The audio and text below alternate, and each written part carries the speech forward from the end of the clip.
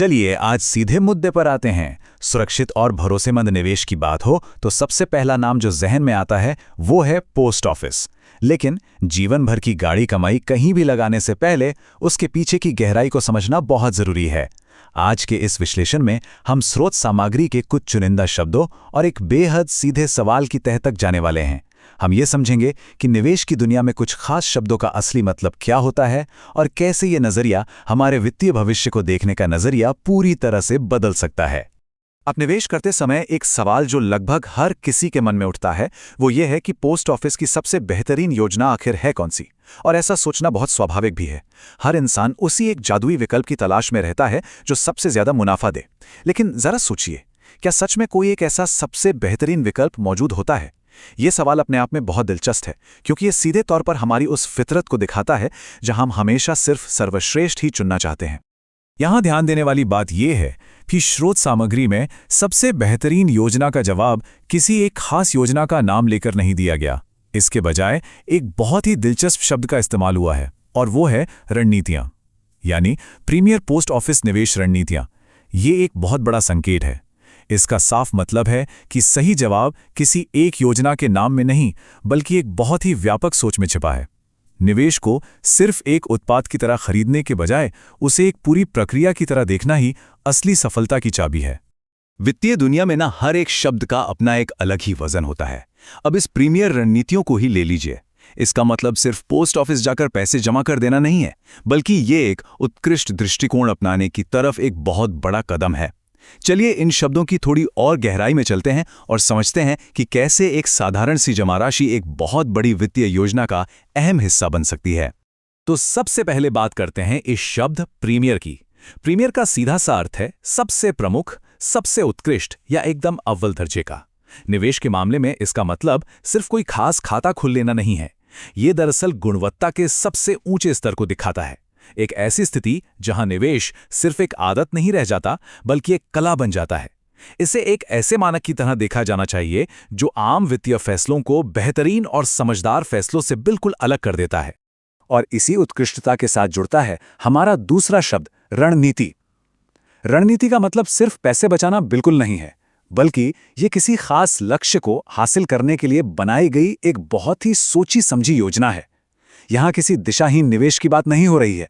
बात हो रही है एक उद्देश्यपूर्ण और लक्ष्य पर आधारित तैयारी की। जब भी कहीं पैसे लगाए जाएं, तो उसके पीछे एक बिल्कुल स्पष्ट कारण होना चाहिए, और यही एक सफल रणनीति की नींव होती है। अब यहां एक बहुत ही लाजमी सा सवाल उठता है, आखिर वो क्या चीज है जो किसी आम सी रणनीति को प्रीमियर यानी उत्कृष्ट बना देती है? क्या सिर्फ बहुत ज्यादा मुनाफा मिलना ही काफी है, या बात इससे कहीं आगे की है? देखिए, सैद्धांतिक रूप से अगर समझें तो किसी भी योजना को सर्वश्रेष्ठ बनाने के लिए कुछ बुनियादी बातों का होना बहुत जरूरी है। सिर्फ ब्याज दरें ही सब कुछ तय नहीं करती, बल्कि निवेश का पूरा ढांचा कैसा है ये बहुत मायने रखता है। अगर ध्यान से देखें तो एक उत्कृष्ट रणनीति मुख्य रूप से 3 स्तंभों पर टिकी होती है। पहला स्तंभ है निवेश की सुरक्षा, यानी जो मूलधन जमा किया गया है वो पूरी तरह सुरक्षित रहे। दूसरा है रिटर्न की स्पष्ट उम्मीदें, ताकि भविष्य को लेकर मन में कोई भी शंका या भ्रम ना रहे। और तीसरा सबसे महत्वपूर्ण स्तंभ है एक योजनाबद्ध और अनुशासित नजरिया। जब ये तीनों तत्व एक साथ मिलते हैं तभी कोई निवेश रणनीति प्रीमियर बनती है, फिर चाहे निवेश का माध्यम कुछ भी क्यों ना हो। अब जरा इन दो अलग अलग विचारों को आमने सामने रखकर देखते हैं। एक तरफ है सबसे बेहतरीन योजना की तलाश, और दूसरी तरफ है एक सही निवेश रणनीति बनाना।